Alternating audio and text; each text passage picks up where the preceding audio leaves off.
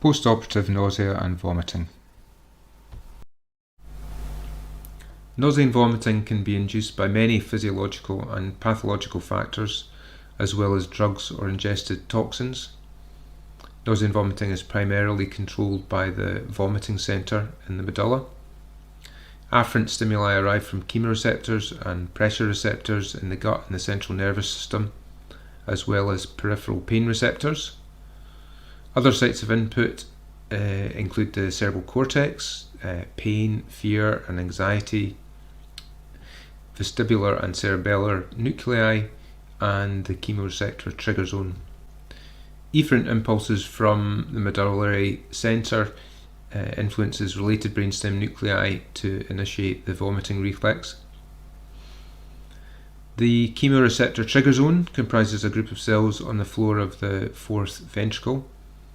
These cells are outside the blood-brain and CSF fluid-brain barriers, and these cells are extremely sensitive to emetic stimuli.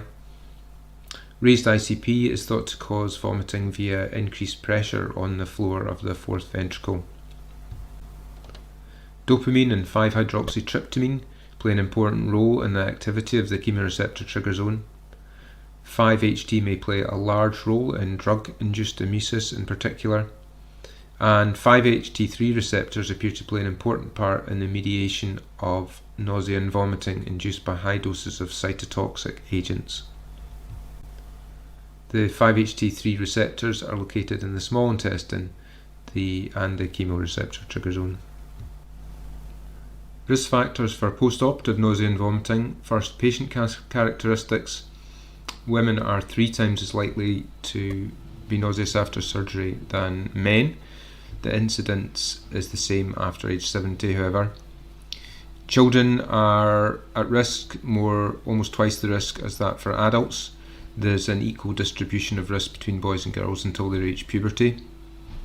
A previous history of postoperative nausea and vomiting or motion sickness increases risk, and early ambulation and early postoperative eating and drinking also makes nausea and vomiting more likely.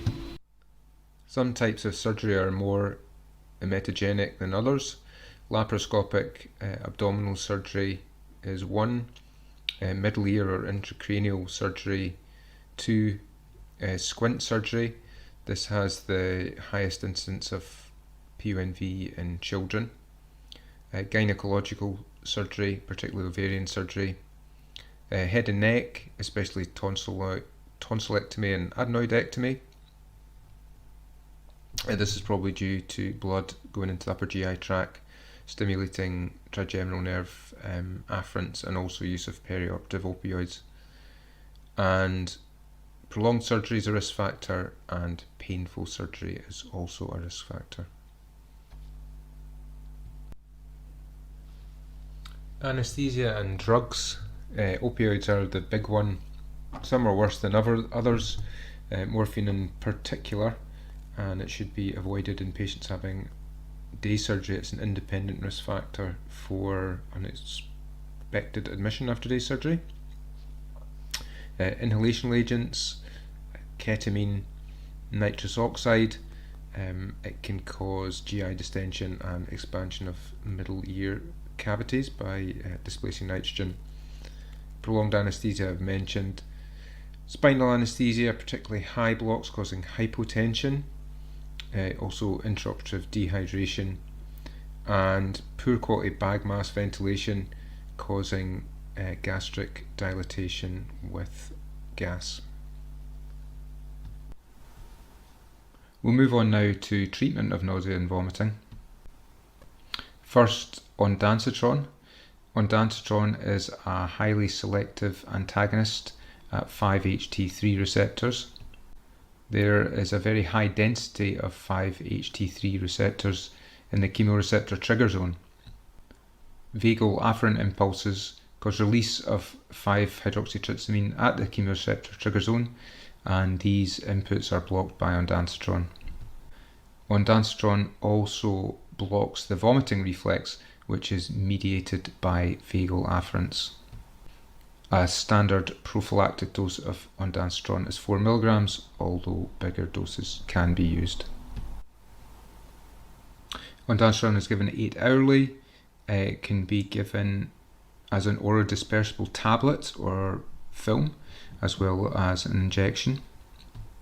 It has very rapid oral absorption. Side effects are pretty rare. It can cause constipation, headache, and flushing. There are no cardiovascular, respiratory, or CNS side effects.